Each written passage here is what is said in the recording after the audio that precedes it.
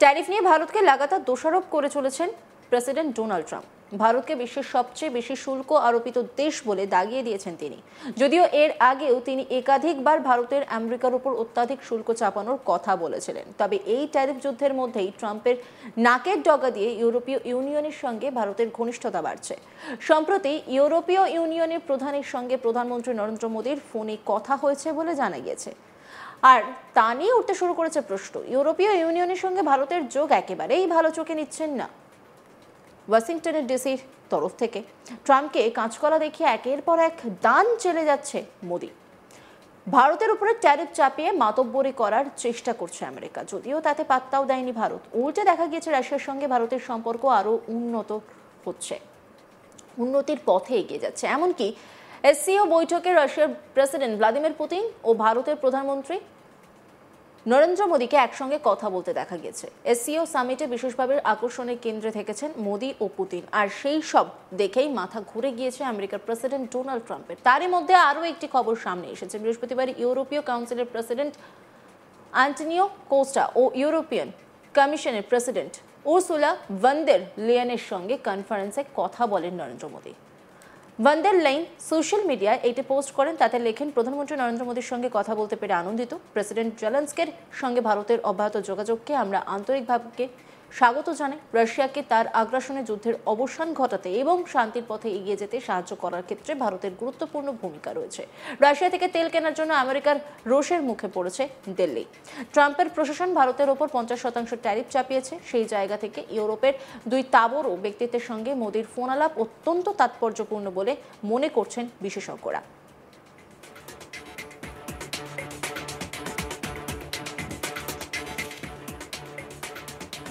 SEO সামিটে রাশিয়ার president Putin ও চীনের president Jinping এর সঙ্গে বিশেষ সাক্ষাৎ করেন ভারতের প্রধানমন্ত্রী মোদী।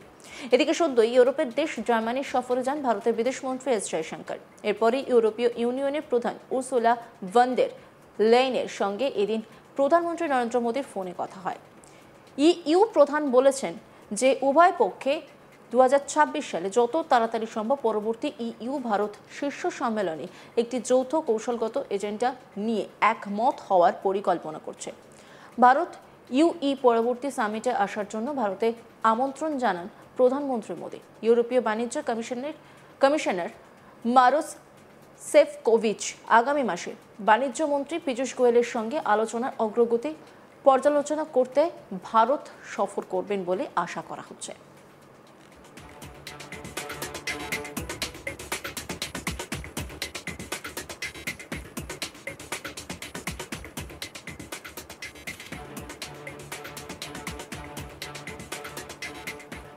বুধবার শুল্ক নিয়ে সুর চড়ান আমেরিকান প্রেসিডেন্ট ট্রাম্প। বলেন, চীন শুল্ক বসিয়ে আমাদের শেষ করছে, ভারতও তাই করে।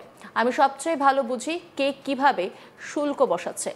এখন ওরা বলছে আমেরিকান পণ্যের ওপর শুল্ক বসাবে না। আসলে আমি যদি শুল্ক না চাপাতাম তাহলে ওরা কখনোই এই প্রস্তাব দিত না। ট্রাম্পের মতে শুল্ক নীতির ফলে আমেরিকার হাতে দর কষাকষির মতো গুরুত্বপূর্ণ অস্ত্র এসেছে। ডোনাল্ড ট্রাম্প কি বলেছিলেন শুনবো। No, we get along with India very well, but India has, you have to understand, for many years it was a one-sided relationship. Only now since I came along, and because of the power that we have with tariffs, India was charging us tremendous tariffs, about the highest in the world. They were about the highest in the world, number one. And we therefore weren't doing much business with India, but they were doing business with us because we weren't charging them. Foolishly, we weren't charging them. So they would send in massive, everything they made, they'd send it in, pour it into our country. Therefore, it wouldn't be made here, which is a negative. But we would not send in anything because they were charging us 100% tariffs. And, I'll give you an example. Harley-Davidson. Harley-Davidson couldn't sell into India. There was a 200% tariff on a motorcycle. So what happens? Harley-Davidson went to India and built a motorcycle plant. And now they don't have to pay tariffs. Same thing as us. So what we're doing is literally thousands of companies are coming into the U.S., car companies, AI, but, more traditionally car companies. We have so many car company factories under construction or being designed right now. And they're coming from China, they're coming from Mexico, I must tell you, and they're coming from Canada. A lot of them coming from Canada. But they're coming into our country because they want to build here.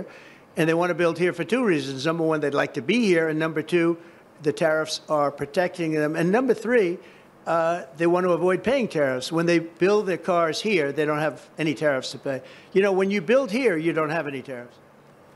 Russia থেকে অপরিশোধিত তেল কেনার কারণ দর্শিয়ে ভারতের উপর বাড়তি 25% শুল্ক চাপিয়েছে Trump প্রশাসন। সব মিলিয়ে 50% শুল্কের বোঝা কাঁধে নিয়ে আমেরিকার ভারতীয় পণ্য রপ্তানিতে দুশ্চিন্তায় পড়েছে ব্যবসায়ী মহল।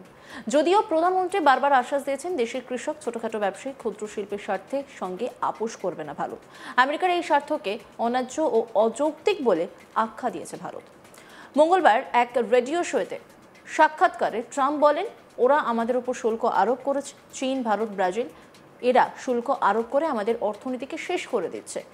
আমেরিকার প্রেসিডেন্ট ডোনাল্ড ট্রাম্পের ঘনিষ্ঠ ও হোয়াইট হাউসের প্রাক্তন বাণিজ্য উপদেষ্টা পিটার নাভারো তিনি রবিবার প্রধানমন্ত্রী নরেন্দ্র মোদীকে লক্ষ্য করে বিস্ফোরক মন্তব্য করেন। ইউক্রেন যুদ্ধের অর্থ যোগানে নাকি ভারত সরাসরি হাত লাগাচ্ছে বলে অভিযোগ তোলেন। সেই সঙ্গে নাভারো ভারতের বর্ণ ব্যবস্থাকেও কটাক্ষ করতে ছাড়েননি। তিনি সাংবাদিকদের মুখোমুখি হয়ে বলেন, ভারতের ব্রাহ্মণ সম্প্রদায় জনগণের ক্ষতির বিনিময়ে মুনাফা লুটছে। ভারত হলো শুল্কের মহারাজা। বিশ্বের সর্বোচ্চ শুল্ক আরোপ করে তারা আমেরিকান শ্রমিক, করদাতা এবং ইউক্রেনের মানুষদের ক্ষতিগ্রস্ত করছে। মোদী একজন শক্তিশালী নেতা হলেও কেন তিনি পুতিন ও জিনপিং এর সঙ্গে ঘনিষ্ঠ হচ্ছেন তা আমি বুঝতে পারি না। ভারতের মানুষকে বুঝতে হবে আসলে কি ঘটছে। আপনারা দেখছেন ব্রাহ্মণরা জনগণের ক্ষতির বিনিময়ে মুনাফা করছে, আর আমরা চাই এটি বন্ধ হোক। ভারতের রাশিয়ার সঙ্গে তেল বাণিজ্য পুতিনের যুদ্ধের খাজানায় টাকা ভরছে। কি বলেছেন তিনি শুনব। Very good shape. Bottom line is we're optimistic that the Supreme Court will rule on this. We don't have to, the tariffs will remain in place at least to October and perhaps beyond until the Supreme Court rules on this. And here's the problem with India. It's a two-pronged problem. There's 50% tariffs on India. 25% of them is the reciprocal tariff because of unfair trade. 25% is the fact that India is buying oil from Russia. So start with the reciprocal trade tariffs. The problem is that India literally is the Maharaja of tariffs. It has the highest tariffs of any major country in the world, and it's in denial about that. It tries to tell everybody out there that that's not true when it is demonstrably true. So they should engage with us. They haven't done that as Japan, Korea, the Philippines, Indonesia, the European Union has. They simply think they continue having their way with us. President Trump's not going to allow that. Now, Putin gives India a discount on crude. They refine it, sell at premium prices to Europe, Asia, and Africa. It's nothing but profiteering. India cannot stand on the thin reed that somehow they need this oil to run their cars or cool their homes. It's false, just simply false. অন্যান্য খবরের আপডেটের জন্য অবশ্যই নজর রাখুন আজ তাক বাংলার ইউটিউব স্ট্রিমিংয়ে। লাইক, কমেন্ট, শেয়ার এবং সাবস্ক্রাইব করতে ভুলবেন না।